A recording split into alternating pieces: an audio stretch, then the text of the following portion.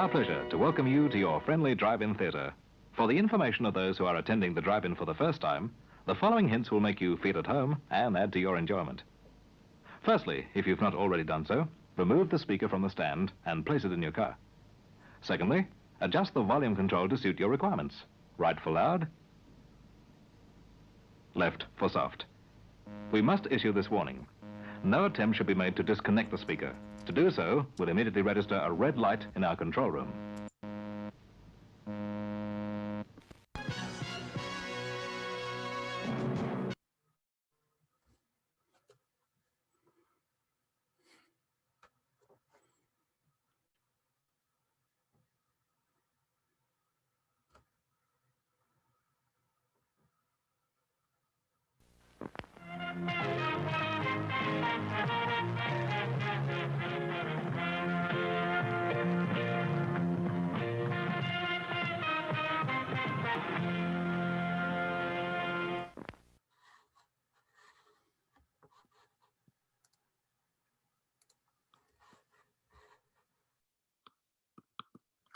Hi, welcome to the University of Arizona's Distinguished Visitor Series in Creative Writing, hosted by the MFA program in Creative Writing, the Department of English, and a rotating cast of co-sponsors, including Antigone Books, Allison Deming, Diagram Magazine, Fairytale Review, and Domain LA.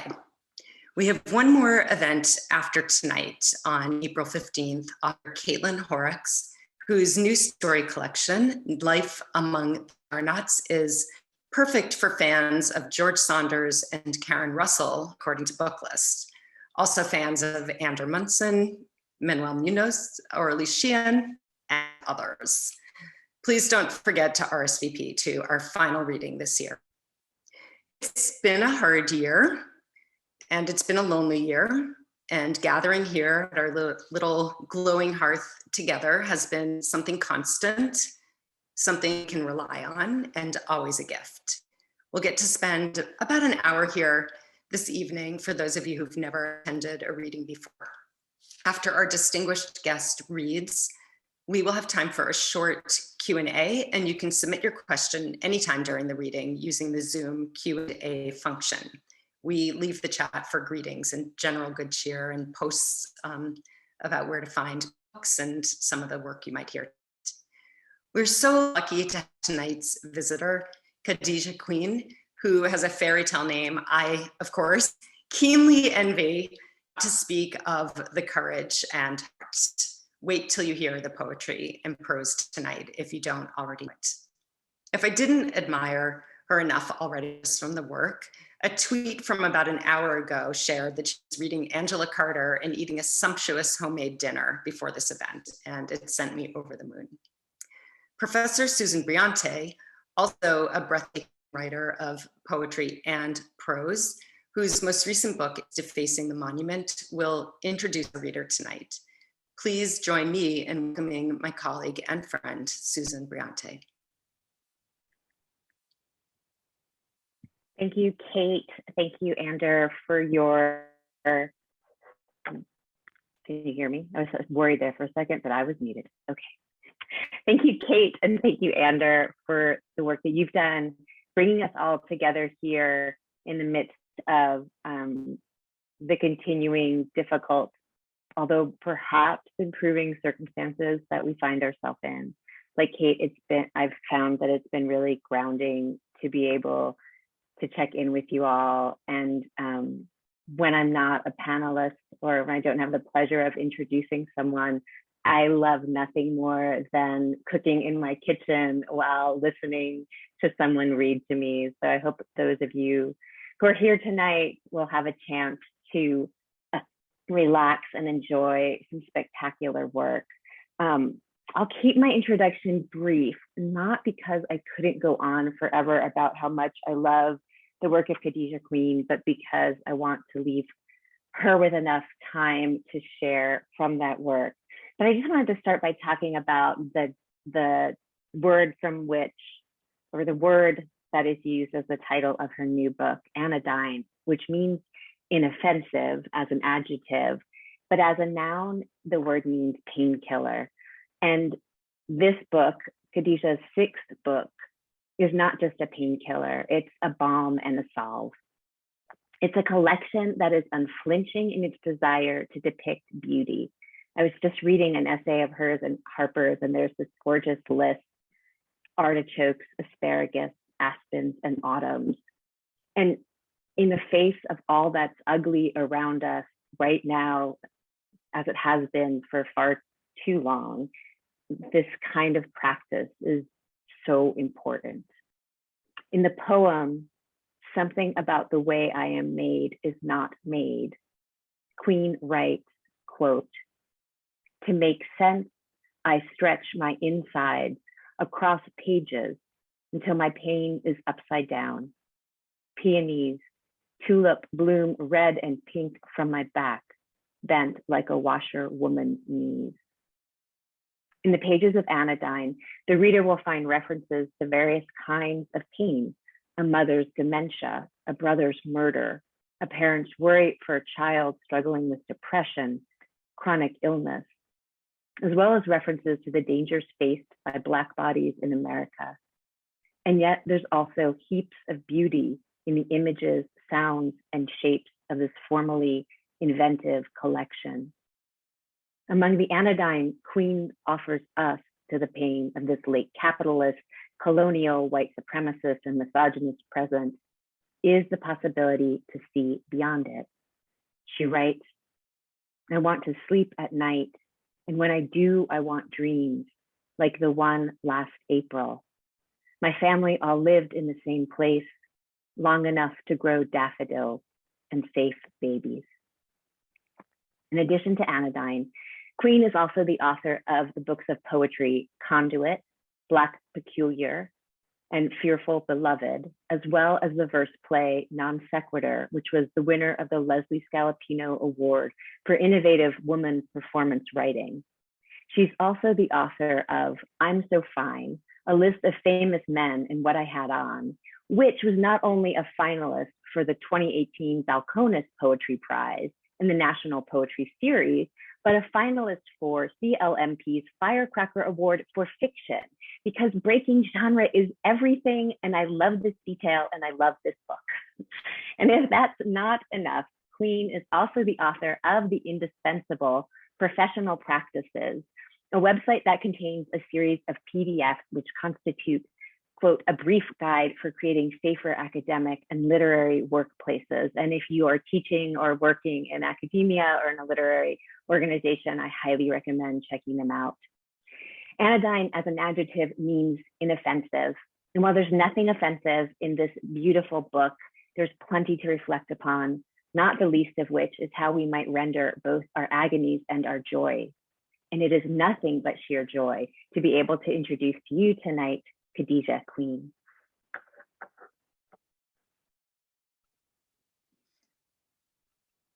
Susan, thank you so much for that lovely intro, and thank you to Kate and Ander for inviting me. I'm so happy to be here to read some stuff for y'all. Susan, also thank you for talking about that professional practices guide. I feel like I have so many projects that I would like to finish, and I didn't want to sit on it anymore because it is part of something bigger, but I wanted it to be out so that it could be useful now because people are experiencing harm now. I'm going to start with some poems that I don't always read from Anodyne, and then I'll move to the new prose project in process. And then maybe I'll close with one more poem. How's that sound? So, do I want to introduce anything? I don't think I do. I'm just gonna read some stuff. Well, maybe I do. So Mark McMorris is a poet whose book, The Book of Landings, was important as I was reading this. And he has these grid poems, and I kind of made mine a little different, but there are a few of these in Anodyne, and I thought I would read. Double Windlass.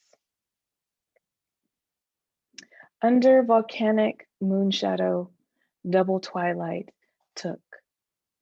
The honeycomb infatuates, city moss in lateral sail, chapels, bees, grotto, white lit, invocations on dawn's broad summit, a glad populace afar, a whole-mouthed sea.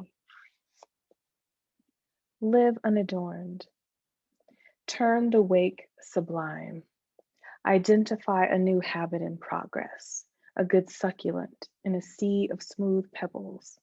A sky can be gray even in a warm off-season. In defiance of time, the smallest people dance in it. Naturally, they want to have the last sound. Dementia is one way to say fatal brain failure. Whose mind loses when the loved decline? Human by whose degrees? Capability and refusal twined up in loose fog, time shocked. A body is what without its engine? How do I let go of my mother before she is gone? Predator grief doesn't watch yellow-eyed from hidden grasses like a real apex. We slow feed that wraith. Viscera.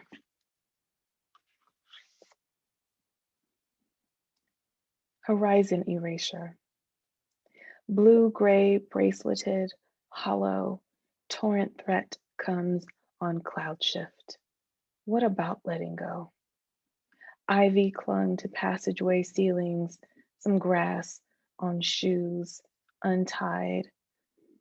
Blood moon tried to take my son, stop refusing to understand. X. In Blombo's cave an etching, a cave of swimmers, a lake of sand dunes, in every rock a green across the first continent. 100 years, 100,000 collapsed. Gesture learned, the mark of wanting to make marks in the surrounding objects to say what? X. What once marked the body? Too much pressed into bones. Ancient value feels hopeful, the blackest millennia so vindicated. An ochre block in a herd of cattle sweep across hyperbolic pastoral, in skin, in blood, in everything alive, a disturbance. The rule of opulence. Bamboo shoots on my grandmother's side path grow denser every year they're harvested for nuisance. Breezes peel the blush and white petals from her magnolia, lacing unruly roots in the spring grass. For 9 decades, she has seen every season stretch out of shape, this past Connecticut winter slow to relinquish cold. As a girl, she herded slow turkeys on her Aunt Nettie's farm, 50 acres in a Maryland county that didn't plumb until mid-century, plucking chickens and pheasants from pre-dawn into the late night, scratching dough for neighbors, relatives stopping by for biscuits, and the view from my window changes. It's Mother's Day, and I'd always disbelieved permanence, newness, a habit, change, an addiction. But the difficulty of staying put lies not in the discipline of upkeep, as when my uncle chainsaws hurricane-felled birches blocking the downsloped driveway, not in the inconvenience of well water slowing showers and night flushes, not in yellow jackets colonizing the basement, nuzzling into a hole so small only a faint buzz announces their invasion when violin solos on vinyl end, but in the opulence of acres surrounding a tough house. Twice repaired from fires. A kitchen drawer that hasn't opened properly in 30 years marked danger. Nothing more permanent than the cracked flagstone path to the door, that uneven earth shifting. Antediluvian. Where were you when the truth disappeared, or when the truth battered us and we pretended fear fell from the ripped pillow of our sky instead of rising up from the one clear place of us? Where were you when strong men told us to die and blasted us into nothing? Were you downtown to witness the smooth mirage stagnate in skyscraper shade and neon glower? Did you hop a bus and clutch a cold center rail, the sweat of your palm making you slip as if at sea? Were you at sea in memory, gathered into lyric, your body pretending any era was a safe one? 6 persimmons ripen unconsumed, mayfly wings flash their iridescence in the dark. Nothing works. By swallowing alarm, you scrapped what you knew near plaza fountains, ultra anonymous. Now, an arrowhead sharpens the blood under our flesh. Low to the ground, a sea of tamarisks. You claim millennia led to the false obelisks, led to what severs the head of connection in the time of least, but we only ask that you not kill us. I think I'll read 2 more. If we were in person, I would say y'all doing all right.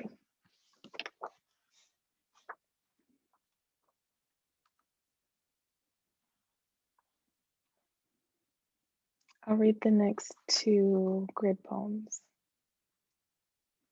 I watch, exact, and disconnect. Futile, a cartographer's dream to graph material persistence of false faults. I watch the endless breakage of wings. The light beauty, death sped up, blue-black, the sepia, the white behind translucence, the rage, the whirl of it, like falling, like a false flight. Route. Unlit, we left at break. Road south, turned hard left up canyon, up rock slide paved wind-sown center of buttes, lungs opened to river down into cut cliffs, white-topped energy shift over plain hills, played over steep rock vein, cut body coming to memory as arid, an astonishing sea of sagebrush, sand, low forest of scrub pine, tough pinyon failing as cowshade, a rural rust. Cloud shadows, chatoyancy veneers, mid-range peaks, radiant as green rise, laneside, acres of which we cannot divine from dust, terrain blue from sky influence, a true mesa, crow on the median, perfect light leveling rock jut and lone antelope facing fallen gates, trailers left beside a homeless staircase. Music changes at the boundary imagined between horses and housing debris. Who can live next to what's falling apart?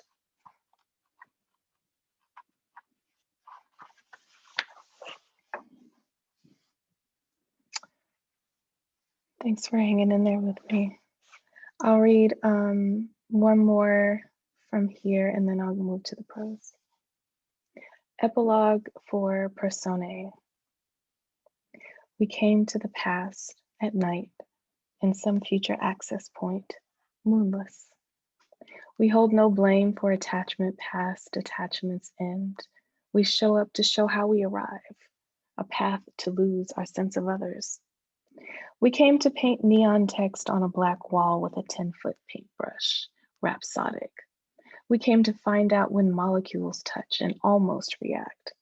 We came to approach green with shaped blue or flood the field pink, its shapes folding, the page weight, undoing weightlessness, opposites allowed to oppose in peace, reflective counterpoint, imagining.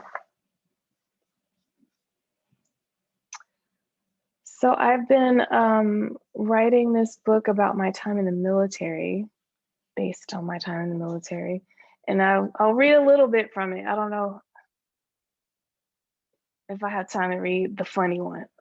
So this is just like a different vibe reading. So I'm just gonna roll with it. So this little section takes place in boot camp and it's called Run. I don't know the name of the book yet. In boot camp, we had to run. We ran in boots and sneakers, in rain, in snow, at night, at dawn, on tracks, on wet or dry sidewalks, indoors, in place. We ran wearing gym clothes, sleep clothes, dungarees. At first, I resisted it. I had never been much of a runner, though I did try to take track my freshman year in college with my best friend, Ashley. There was a recruiting flyer up in the Commons to join the track team, and she wanted to, so I went with her. My dad was a marathon runner and he was in his 40s. I should be able to do it with the right training, I thought. A team might be good motivation. We went that afternoon to tryouts and we were the only ones there. Actually, there was another girl there, but as we walked into the locker room, she left rather angrily, which was weird. The coach was an older man who taught us about proper arm position and running form and had us run drills right away. He seemed nice. We showed up to every practice every other day for 2 weeks, even on Saturdays. And by the third week, still, no one else had joined the team. That week, the coach showed up in the locker room where Ash and I just finished getting dressed. "Are you allowed in here, coach?" she asked jokingly. What happened after that is fuzzy in my memory, but here's what I know. My muscles were sore, my track shorts were short. He touched me high up on the back of my thigh on the pretense of showing me how to stretch. He touched me on my side close to my breast on the pretense of showing me how to stretch. He did the same thing to Ash. We never went back to practice. We didn't try another team or individual sports either. We did join the debate team, though Ashley ended up quitting that too. I stayed, lost my argument about some proposition I didn't care about, but fought passionately to defend anyway. That had to be enough exhilaration for me, the mental workout of debate prep and execution. The physical just seemed like pain, like violence. Get them knees up. Our main RDC, or Recruit Division Commander, I'll call him Petty Officer Smith, was one of the meanest RDCs at Great Lakes. One of his pet peeves was recruits who saluted the wrong people when walking. It only happened to me once, walking back to the barracks alone from the Navy exchange in the middle of my second week. It was hard to tell from far away if the eagle/anchor combo on the license plate belonged to an officer or just an enlisted person with a need to display Navy pride prominently on their vehicle. And I reasoned it would be better to make a mistake and salute the wrong person than not salute at all. But as luck would have it, of course it was Smith's oversized navy blue F-350. I could feel his rage emanating through the windshield as he sped past me, determinedly not making eye contact. He made snide comments about it for the rest of my time in the division, and I had to decide to let it go. His little bullshit ass pet peeve didn't have anything to do with me. I kept it moving. A lot of us did really well with all the authority in boot camp, but I remember one girl from my division who thought everything was funny.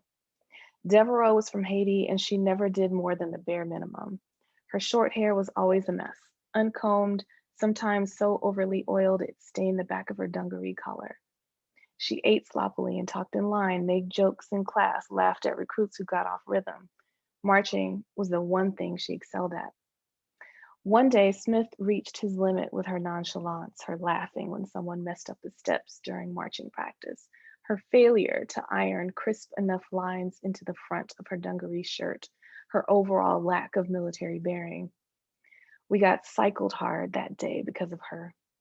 Cycling is physical punishment, extra PT on top of the hours we already got. It was dark outside and we'd been on the go for at least 16 hours. I don't remember exactly what she did, but we ended up holding our Blue Jackets manuals in front of us to the page about military bearing, reading 2 paragraphs over and over again. Actually, reading is an understatement. We had to yell it in unison while standing at attention for over an hour until our arms burned. And if we dropped our burning arms below shoulder level, we got yelled at. When Smith got tired of that, we went into push-up position for I don't know how long. Whenever his back was turned, most of us let our knees hit the deck. Then when we got caught, we were treated to a tirade about weak-ass girls not having what it took to serve in his Navy. Devereaux, of course, was one of the girls who got caught with her knees on the deck, and she had the nerve to be smiling.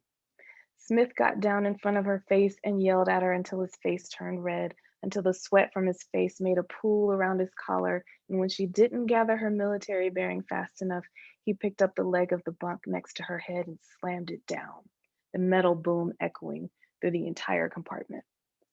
That got her attention. She lifted her knees off the deck and stared straight ahead. He still kept yelling in her face, insults, admonitions, commands to keep her fucking knees off his goddamn fucking deck. When his voice got hoarse, we were told to run in place.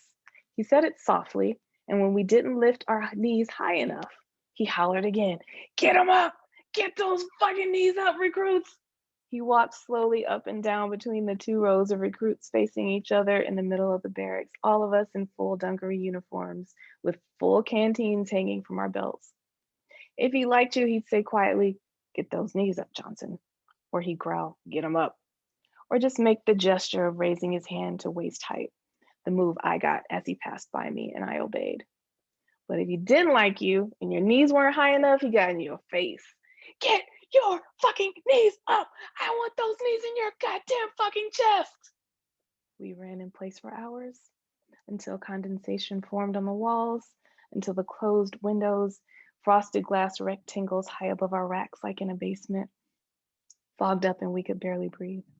One girl passed out, and the health petty officer was instructed to take her to medical. "Any other fucking failures in here? You fucking lazy ass recruits make me fucking sick. Do you want to leave? Don't you want to go home and cry to your mommies?" We kept running until our clothes were soaked with sweat, until our muscles felt like jelly, until our feet felt numb in our boots. We ran until the RDC from the barracks below us came up to ask how long we were going to keep going, because it was lights out. "I don't know, recruits. I can keep going until Devereaux here gets some military bearing or gets the fuck out of my sight. Let's ask Devereaux. She thinks she can act like a goddamn sailor." Hands clasped behind his back, he took slow steps in his working blues and super shine jungle boots to Devereaux, who had sobered, and asked her a series of questions about her uniforms, her marching, her posture, the grease in her hair, her laughing, smiling, her accent, and even her immigration status. The other RDC stayed to watch. "Yes, petty officer," Devereaux sounded off, or "No, petty officer," over and over to each of Smith's questions. By the end of it, and through the rest of her time in boot camp, she kept her mouth closed in any circumstance that didn't involve responding to questions or eating. We whispered about it one day. She said she just wanted to hurry up and get the fuck out of there and never see Smith's face again.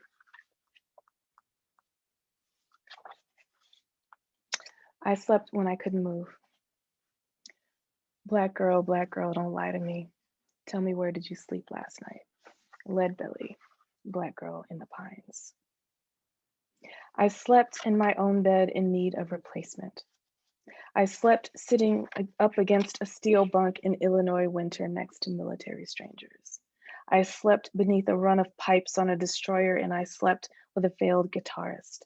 I slept on his brocade couch in the valley and left before I could remember his face. I slept in the deepest part of Watts in my lover's grandmother's house with a view of an abandoned lot overgrown with weeds and drug trash. He kept his mouth persistent and unfamiliar. In a dark turn, I slept in a bathtub dispossessed. I slept with love and treated myself to unkindness. I slept after repeating myself alone, and I slept in a friend's guest room with a broken window and listened to nameless strays killing what they eat. It's hard work. When I was small, I slept with 3 sisters the same size in a house with the gas cut off.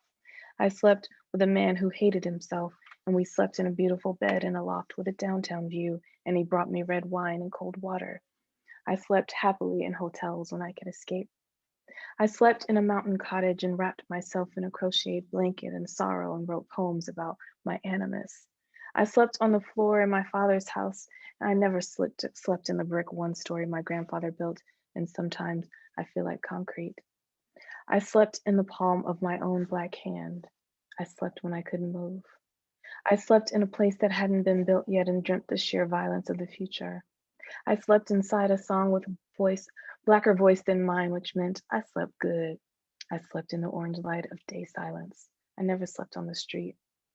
I slept in the knotted hair of my sister's children in Detroit and washed and combed it in the morning. I slept when I couldn't move. I slept in a California desert free of bodies and trees. I slept in senescent lake muck. I slept through earthquakes and El Nino and never stopped traveling. I slept in my car on the side of Fountain Street at dawn, and my car shook from the traffic, but I worked all night and couldn't wake up. I slept in a rented studio apartment in Brooklyn with roaches and the aroma of methamphetamines climbing through vents and under the door, and dreamed about work. I slept to the repetition of Cesaria Evora. I slept on a feather bed and let myself dream a cracked blue. I slept in a red dress and sparrows woke me in the morning. I slept in a black dress and saw a hawk in my grandmother's magnolia. I slept in my beauty, and in sleep I knew that beauty as inheritance couldn't be stolen or strung up or caged or appropriated effectively, and it's mine, and what I have to own, I have to love it. I slept where I was born, and a rude wind pushed me into exile. I slept in the infinite arrangements of Prince's instruments. I slept out of dreams when cranes cut the sky in an era of smog.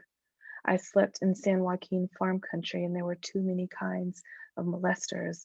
I slept when I couldn't move. I slept in on a Sunday next to the radio. I slept crying every night for a year when I failed at my best thing, but I kept him alive. I slept in a world I forgot to love sometimes. I slept as if I still believed in rescue. I slept expensively and poorly in middle class.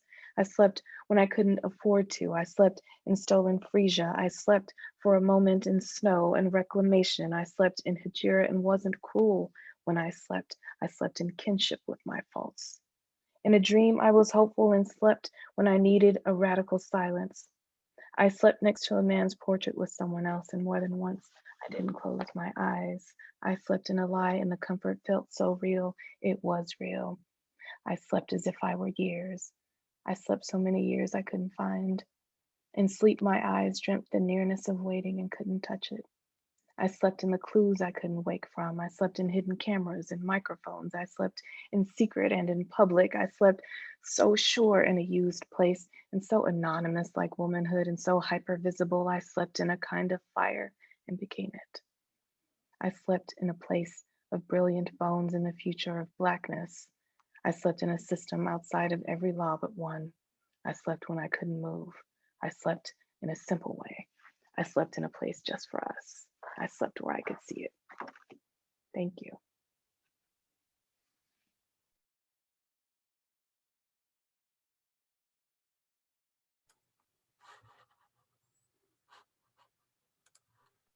Khadijah, that was gorgeous. Thank you so much. And you can see the applause if you can't hear them behind Ander. That's delightful.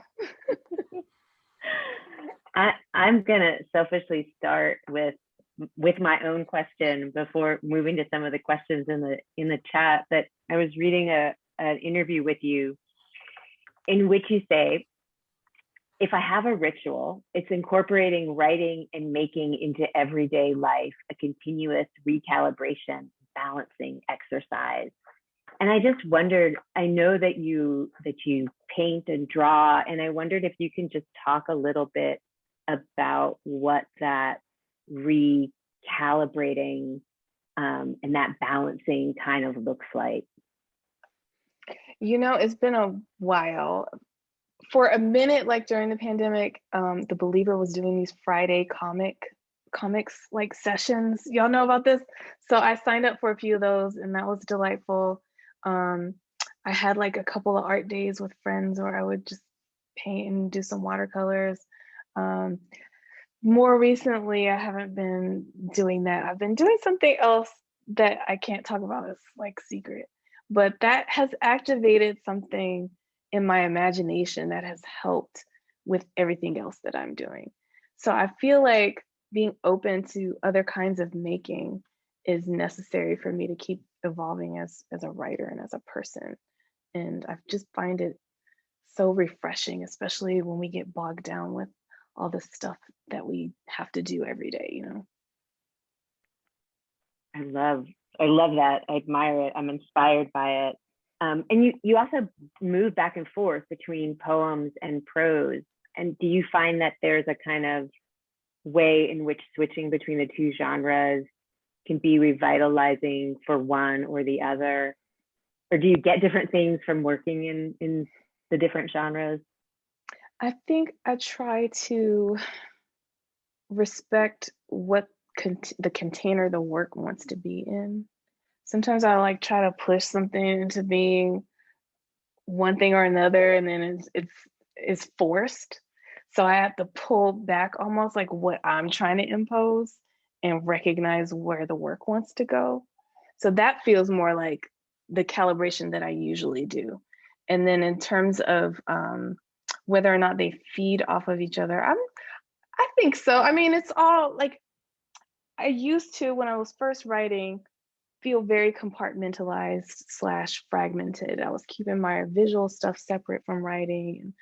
I wasn't writing prose really, but as the years have gone by, my hair has gotten wider. I find them blending and talking to each other much more, which is delightful, actually. Thank you. I know, Ander, you have some questions from your grad class, so I'll hand you the mic, as it were. Yeah, thank you. And thank you for that lovely reading. That was awesome. I love when people read both like published work and work that they're working on.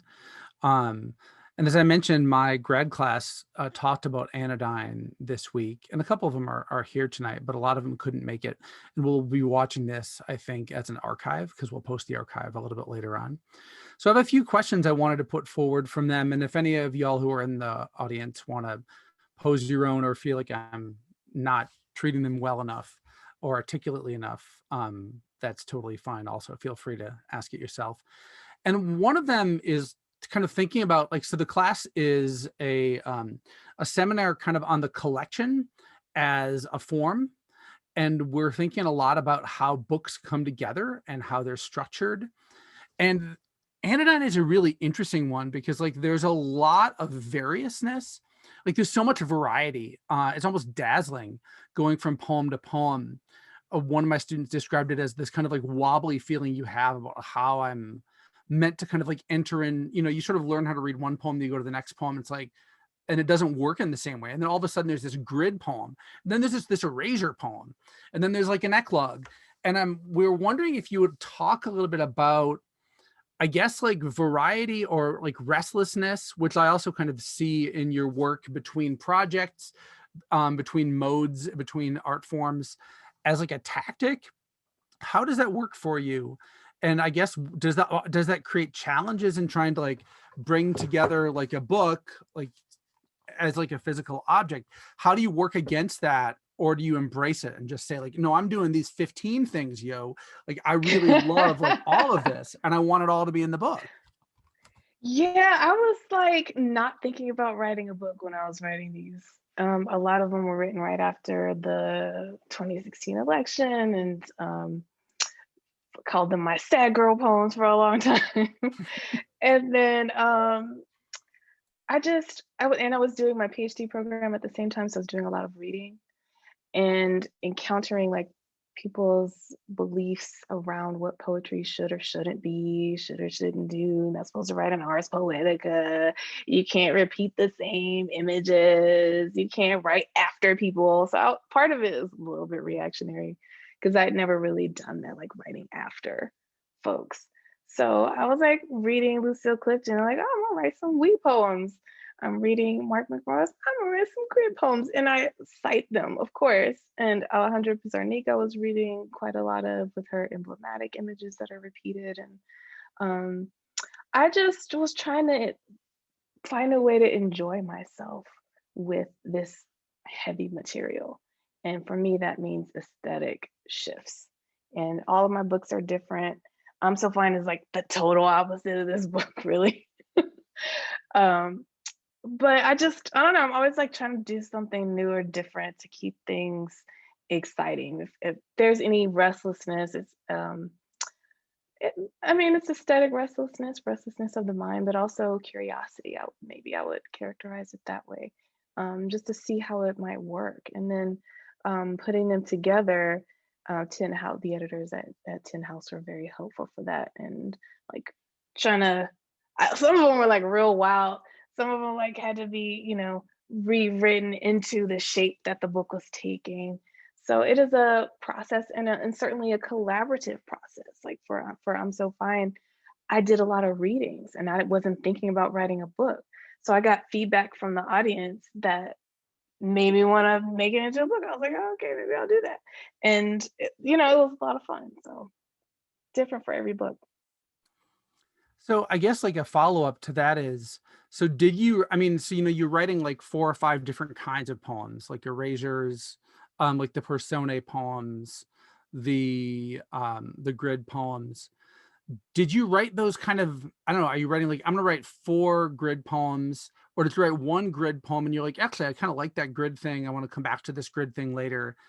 Because they Yeah, the kind of latter. create these different shells that kind of like form in the book. And I would love if you would talk about, I guess, like how that came together. I think I wanted something that could be multiply shaped. Like if I wanted to read it in a different way, I could. Um, I love contrapuntals. I don't Mm. have one in this book, but I look at the grid poems kind of that way. And I also like see them as shapes inside of each grid, like image shapes. So I definitely wanted something visual in this book and not just narrative. And because I hadn't really done that since Conduit with like all the different kind of Mm. shaped poems in there. So I wanted that, and I wanted room for abstraction because I find it to be an invitation to imagine differently and to think differently. I was very narrative with I'm So Fine, and that is like totally different from how I first started to write. And I found myself wanting to go back to the way I was writing when I wrote Conduit, which was more imagistically and thinking about visual art and composition on the page and such. I love that too. Like there's I mean, I did experience it very much as like, it's like a joyful book, like in the way that it's playful with form, even as a lot of the material is like pretty dark, pretty serious, kind of prescient. Like a lot of it has really unfortunately echoed more and more over the last couple of years. And I'm sure you've been working on these poems for longer than that too. So there has like that, I mean, there is like a kind of playful joy, but it's also like that sense of like resistance. Like I love you talking about, and it's like, no, you're not supposed to do that, so I'm going to do that, which is like Yeah, so crucial to my own, to I guess my experience as like a poet. It's like, if you tell me I can't put a unicorn in the poem, you're getting like 15 unicorns, right? basically. And like there's something very enjoyable about that, and like it does feel like a kind of unwillingness to do the thing that you did before in the last book. And I love that about the book. Yeah, there are like all these expectations of how is it gonna be, and I was just like, guess we'll find out. I try not to be like so invested in what people are gonna think about the book or whatever the reactions and other. I just want to make stuff. So I hope that came through with Anodyne, and like with the erasures and with the poem I read right before the last one, Root. I was doing some traveling and I would was like in motion for writing some of these. Like, so I was trying to also make process a little bit transparent or include it in the final product, to show that, we are moving through this thing, even though I felt like this deep sense of doom after that election. And I was just like, I was at a bar with all my friends and I was like, we're all gonna die. And I hate that this is how it has panned out, but that was my feeling. And we were all just like weeping and, you know, so I don't know what that has to do with the question, but that's what I was feeling, like all of those things. And like, how do we move through that? And to me, the answer is always to make stuff, because that's what keeps me most human. Yeah, that's fantastic. I had another question, but I think that's like maybe a really good point to end on. Um, so thank you so much for that. Like I thought that Thank was you. that's brilliant, and I love it. Thanks for having me. So I'll unmute myself. I'm gonna go ahead and play a little outro on the way out. Kate, do you have anything you wanted to add before I hit that button? No, just that's like such a delight, such a joy, and so moving. And thank you for reading for us tonight. Really, it's been a charm. And thank you all for coming. Thank you so much. And I see those unicorns, Kate. I see them.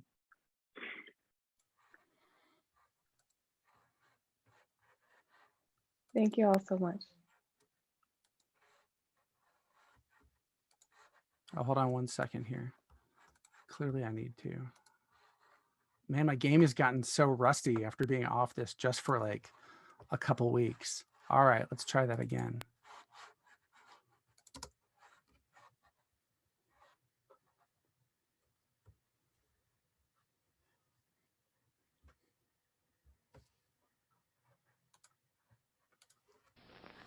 Your attention, please. All new hotshot electric in-car heaters have been installed for your comfort and convenience. Just insert heater through car window and turn on the switch. When leaving, please turn switch off and replace on speaker post. Warning, high voltage. For your own safety, do not attempt to repair or remove wires. Do not attempt to open heater unit. If you need assistance, please notify the theater box office or concession manager.